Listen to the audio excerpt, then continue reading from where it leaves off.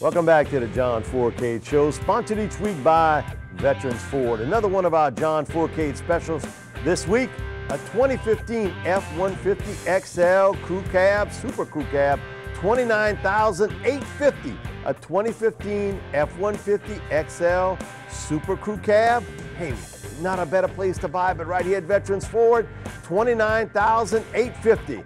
Right here in the heart of Metairie, Veterans Ford. Welcome back to the John Fourcade Show, sponsored each week by Veterans Ford. LSU Tigers in a driving rainstorm before, during, and after the game.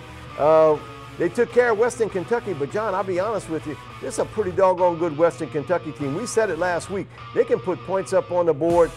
A lot of tough yards for Leonard Fournette. He didn't hit the home run shot, but he got a lot of singles and doubles along the way. You're right. He had his chance to get the ball, 26 carries, 150 yards. You knew he was going to get his carries.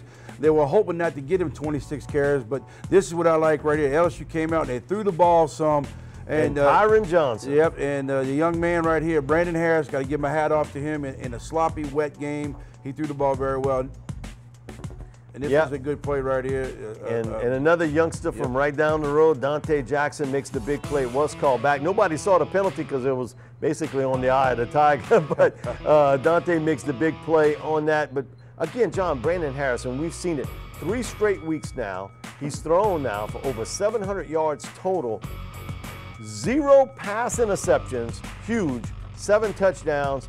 But in this game, LSU and Leonard Fournette again, 150 yards rushing, but Harris, 286 yards passing, 3 touchdowns, and he's getting not only Malachi Dupree as the main guy, Trayvon Doral also been a big part of it. It's a big plus for them to be able to have a quarterback, because all year long we were wondering what and how far LSU can go. We know they have the running game. We know they have the blockers. It's all about the passing game, Mike. And he had to break out sooner or later. I thought he'd break out against the Eastern Michigans and the lower tier schools, but he broke out against these guys, Western Kentucky, in bad weather. 286 yards, 3 touchdown passes. Now, can he gel all this? Because it's going to get the Alabamas and the Ole Misses and the Texas A&M and the Arkansas. He will not play any more cupcake teams. So if he can do it now and keep it rolling, it's going to be the team to beat. You know, one of the things, too, is over the last 3 weeks, both Malachi Dupree and Trayvon Doral have averaged over 21 yards a catch.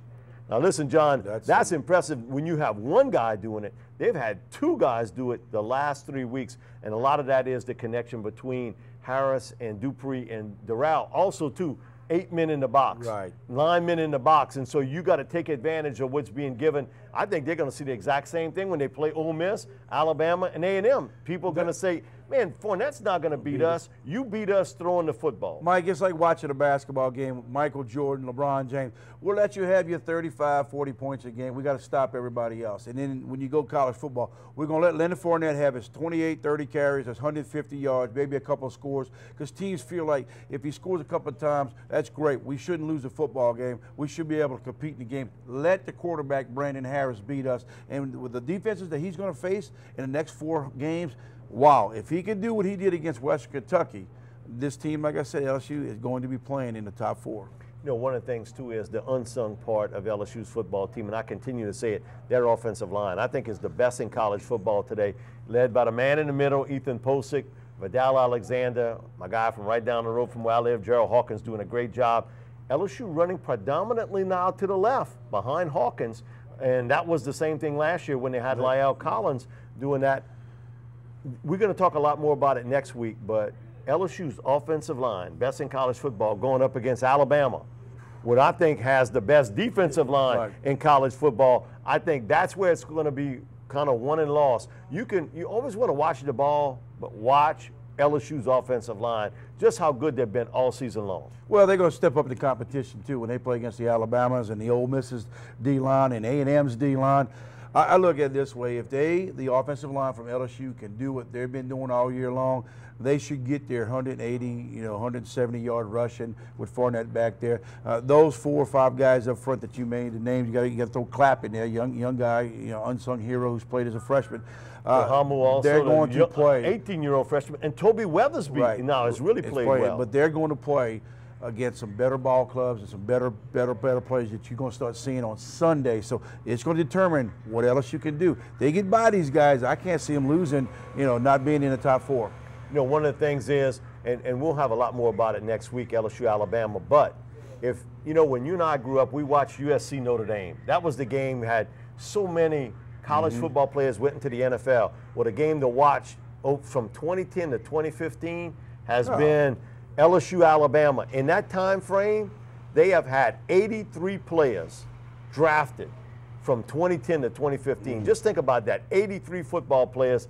There is no other rivalry game that matches it. And LSU in Florida is tied for 2 with Florida State, Florida. It goes to show you the type of talent that you're going to watch when you see LSU and Alabama. I totally agree. I have nothing more to say about SEC. Still the best. That's what I got to say. And we're going to go to the standings. We have it up now in the SEC and also the AP and coaches poll. Ohio State stays at the top. Baylor number 2. Be interesting now. 18-year-old freshman quarterback taking over. Clemson, man, what a decisive win they had against Miami of Florida. Actually got their coach fired there. TCU in that spot, then LSU in the 4th spot, and then we see kind of split a little bit in TCU 5 in the AP in Michigan State. Man, I don't know what the coaches are doing putting Clemson at 6.